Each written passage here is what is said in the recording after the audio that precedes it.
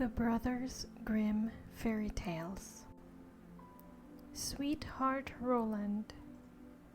There was once upon a time a woman who was a real witch and had 2 daughters, one ugly and wicked, and this one she loved because she was her own daughter, and one beautiful and good, and this one she hated because she was her stepdaughter. The stepdaughter once had a pretty apron, which the other fancied so much that she became envious and told her mother that she must and would have that apron. "Be quiet, my child," said the old woman, "and you shall have it.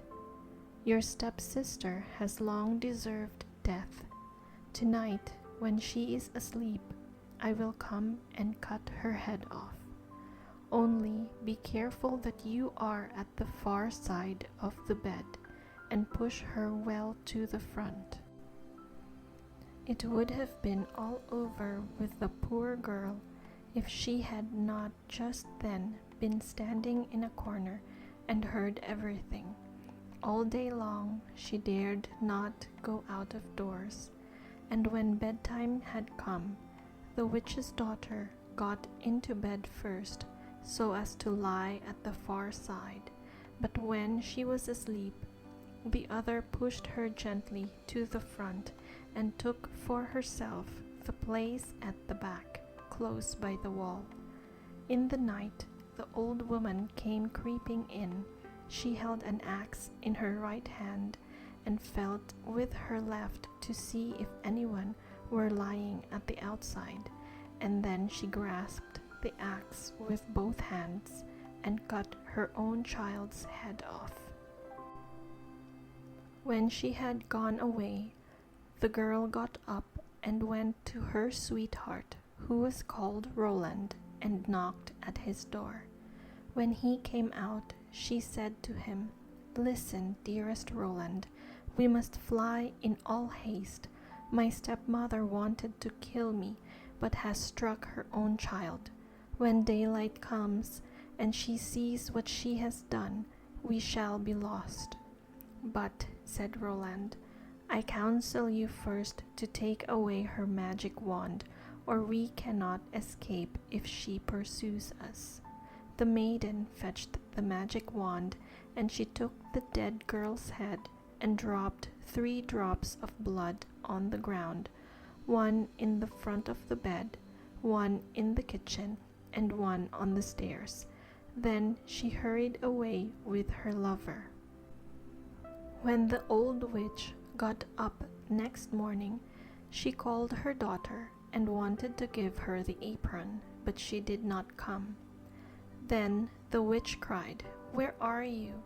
"Here on the stairs I am sweeping," answered the first drop of blood. The old woman went out but saw no one on the stairs and cried again, "Where are you?" "Here in the kitchen I am warming myself," cried the second drop of blood. She went into the kitchen but found no one. Then she cried again, "Where are you?" "Ah, here in the bed I am sleeping," cried the third drop of blood. She went into the room to the bed. What did she see there? Her own child, whose head she had cut off, bathed in her blood. The witch fell into a passion, sprang to the window, and as she could look forth quite far into the world, she perceived her stepdaughter hurrying away with her sweetheart Roland. "That shall not help you," cried she. "Even if you have got a long way off, you shall still not escape me." She put on her many-league boots, in which she covered an hour's walk at every step, and it was not long before she overtook them. The girl, however, when she saw the old woman striding towards her, changed, with her magic wand, her sweetheart Roland into a lake, and herself into a duck swimming in the middle of it. the witch placed herself on the shore, threw breadcrumbs in, and went to endless trouble to entice the duck. But the duck did not let herself be enticed, and the old woman had to go home at night as she had come. At this, the girl and her sweetheart Roland resumed their natural shapes again, and they walked on the whole night until daybreak. Then the maiden changed herself into a beautiful flower which stood in the midst of a briar hedge, and her sweetheart Roland into a fiddler. It was not long before the witch came striding up towards them, and said to the musician, "Dear musician, may I pluck that beautiful flower for myself?" "Oh yes," he replied, "I will play to you while you do it." As she was hastily creeping into the hedge, and was just going to pluck the flower, knowing perfectly well who the flower was, he began to play, and whether she would or not, she was forced to dance, for it was a magical dance. The faster he played, the more violent springs was she forced to make, and the thorns tore her clothes from her body, and pricked her and wounded her till she bled, and as he did not stop, she had to dance till she lay dead on the ground. As they were now set free, Roland said, "Now I will go to my father and arrange for the wedding.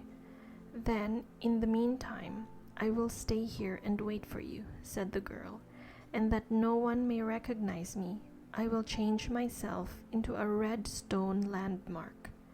Then Roland went away, and the girl stood like a red landmark in the field, and waited for her beloved.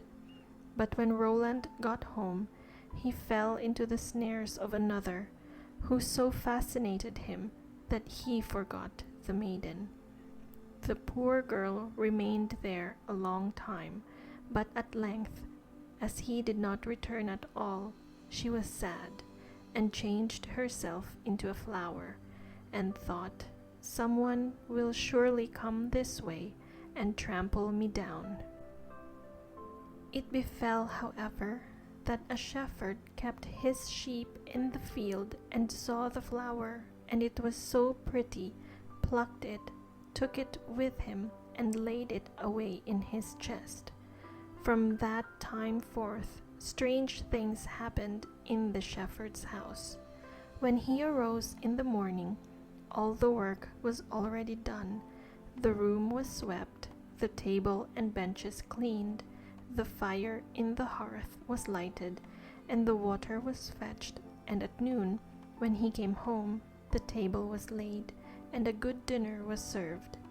He could not conceive how this came to pass, for he never saw a human being in his house, and no one could have concealed himself in it.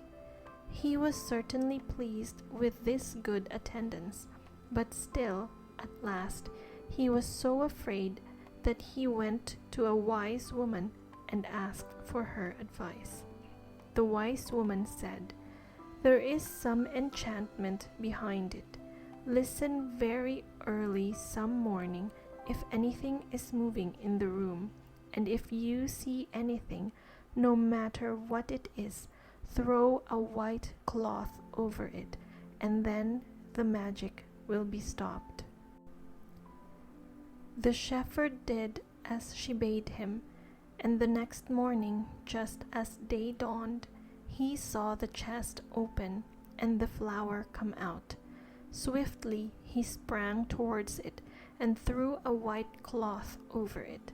Instantly the transformation came to an end, and a beautiful girl stood before him, who admitted to him that she had been the flower, and that up to this time she had attended to his housekeeping. She told him her story, and as she pleased him, he asked her if she would marry him, but she answered no, for she wanted to remain faithful to her sweetheart Roland, although he had deserted her. Nevertheless, she promised not to go away, but to continue keeping house for the shepherd. And now the time drew near when Roland's wedding was to be celebrated, and then, according to an old custom in the country, it was announced that all the girls were to be present at it and sing in honor of the bridal pair.